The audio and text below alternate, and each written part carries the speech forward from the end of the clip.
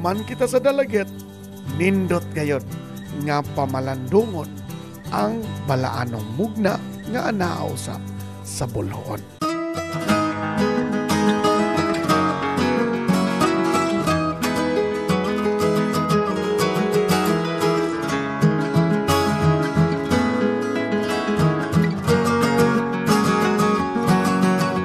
Aniata karon sa simbahan sa bulhoon, usa sa 26 ka mga National Cultural Treasures sa tibuok Pilipinas. Maura kini nga simbahan ang naa sa listahan nga makita dinhi sa Subo. Atong susihon karon kung nganong nalista kini isip National Cultural Treasure.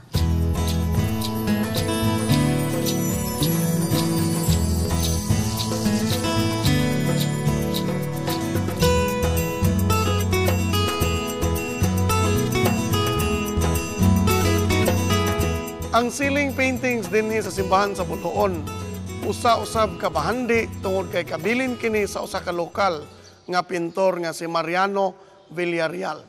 Ang quality sa iyang pagkadibuho dili pareho sa kang Raimundo Francia ug kang Canuto Avila. Lahi gyud ang dibuho dinhi sa Bulhoon.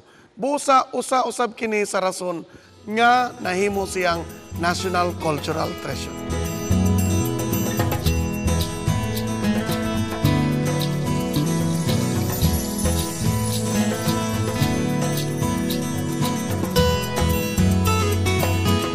Ang simbahan sa Bulhoon napili isip usa sa 26 ka National Cultural Treasures. Tungod kay grabe kaayo ang pagtipig sa mga estruktura o mga parte sa simbahan nga ania pa dinhi nining simbahan na nga wala gid mahilabti sulod sa mga 200 o 300 pagani ka tuig.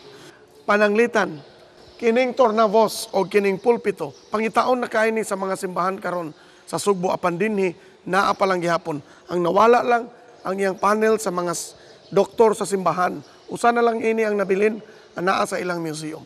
Ang pinaka-importante gyud nga bahandi sa maong simbahan, mao ang iyang retablo. Nga wa gyud mahilabti ang method sa pag-apply ani sa color sa gold ani nga retablo mao ang gitawag og estofado.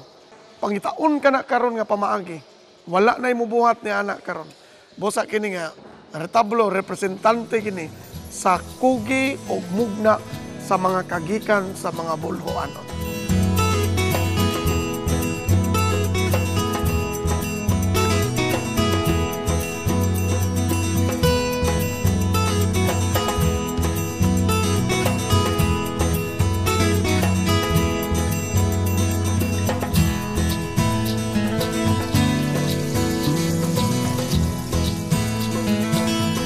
Kining tulo ka mga imahen, mga rebulto nga imahen sa mga santos nga ania karon sa sulod sa museum sa Bulhoon. Parte kini sa mga imahen nga atoa kaniadto sa retablon sa simbahan. Ibalhin kini dinhi aron maproteksyonan kay busa bag-o na ang mga santos nga atoa sa retablo. Mao kini ang mga Agustino nga mga santos, Santo Tomas de Villanueva, San Agustin o si San Nicolas de Tolentino. Ang pagmugna ni ini nga mga santos, solid kini nga mga kahoy o kitan, applyan og murag plaster of Paris, puti nga gesso, unya pintalan og gold, dayon applyan og dekorasyon above sa paint nga gold, ang mga laing colors. Mauna ang method nga gitawag og estofado.